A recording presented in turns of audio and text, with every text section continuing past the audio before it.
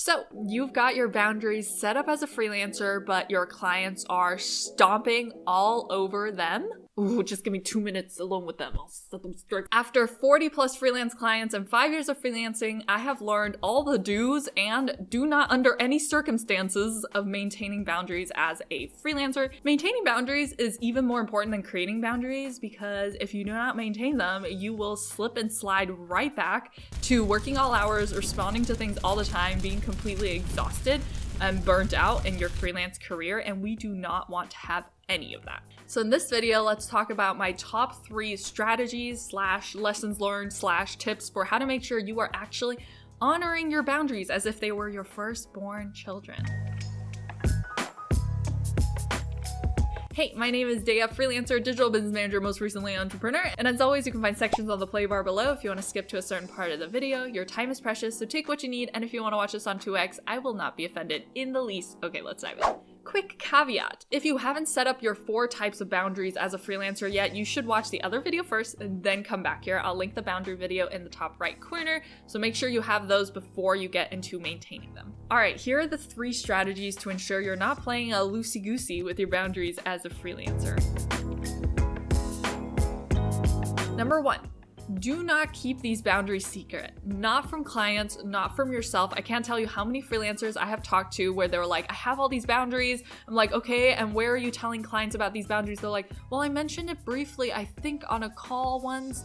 I'm not sure if they were paying attention, blah, blah, blah. You want to make sure you are broadcasting these boundaries. You want to make it crystal clear, because chances are clients need to hear it not once, not twice, but a few times, and not just clients, but yourself as well. So put your boundaries in your welcome packet for clients, talk about your boundaries on the onboarding call itself, make them clear to the client so there is no confusion for them on when you work, how you work, and how to best keep you happy. If you have certain types of businesses that you do not work with, you can state that also loud and clear on your website, right? It will repel certain types of people, but more importantly, it will really attract the right people, and those are the ones that you care about. So help those clients qualify themselves to work with you if you can do that up front, but otherwise just make sure you do it on the onboarding call, in the welcome packet, and you are reinforcing it throughout.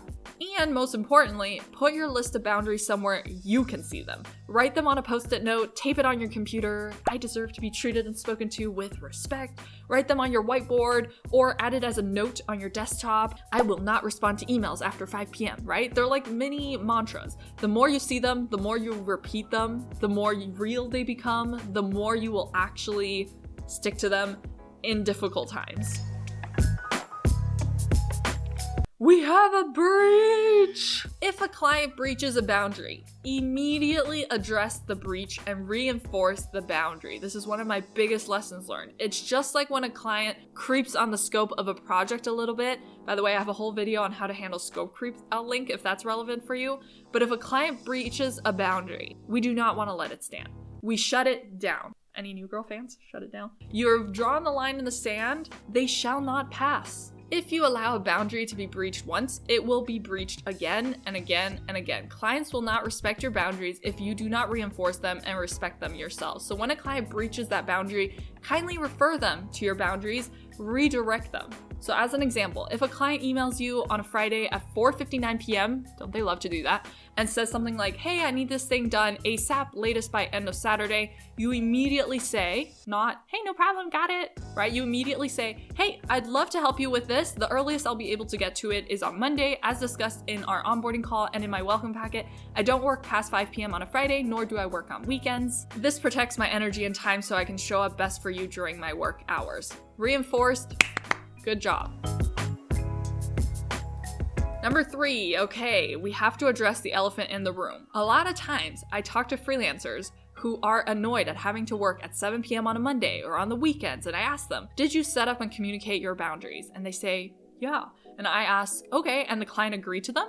And they say, yeah. Okay, then why are you doing it, right? Why are you working at 7 p.m. on a Monday? Lead by example. Respect your own boundaries. Stop checking your emails on the weekends. It gives clients the cue that it's okay to expect responses from you on the weekend. Stop replying to Slack messages at 9 p.m. It gives clients the cue that you're still working and online at 9 p.m. Stop allowing clients to treat you disrespectfully. It gives clients the cue that that's okay behavior, which it's not. Stop taking on clients at $15 an hour if that's lower than your money boundary. Clients cannot read your mind, so you have to be the first one there. You have to be the first one there to protect that boundary yourself and respect it before a client will see, oh, she means business. So ask yourself, am I contributing to this issue in any way? Am I doing anything to confuse the clients on the boundaries that I originally set? And put your foot down for yourself. Now, here's a little hack related to respecting your own boundaries.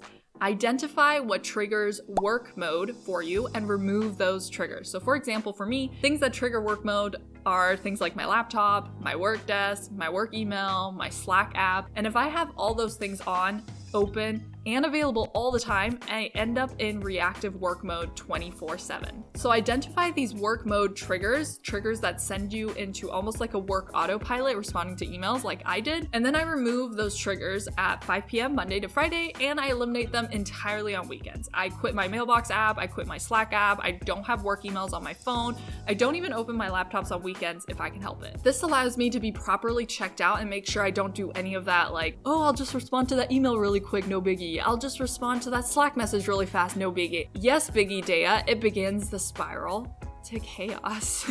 So my challenge for you, write down what triggers you to be in that work mode zone, what activates it, and see how you can remove those things during non-work times, and you will have a much easier job at reinforcing your own boundaries and respecting them. Tool tip, you can use screen time or downtime on a Mac to control the accessibility of apps at certain times so that it won't even allow you to use it. Cool. Gently tap that subscribe button with a whole lot of love and care if you're onwards and upwards to a sustainable, long-term, fulfilling freelance career like the rest of this freelancing family is. And as always, thanks so much for watching, and I'll catch you in the next one. Okay, bye!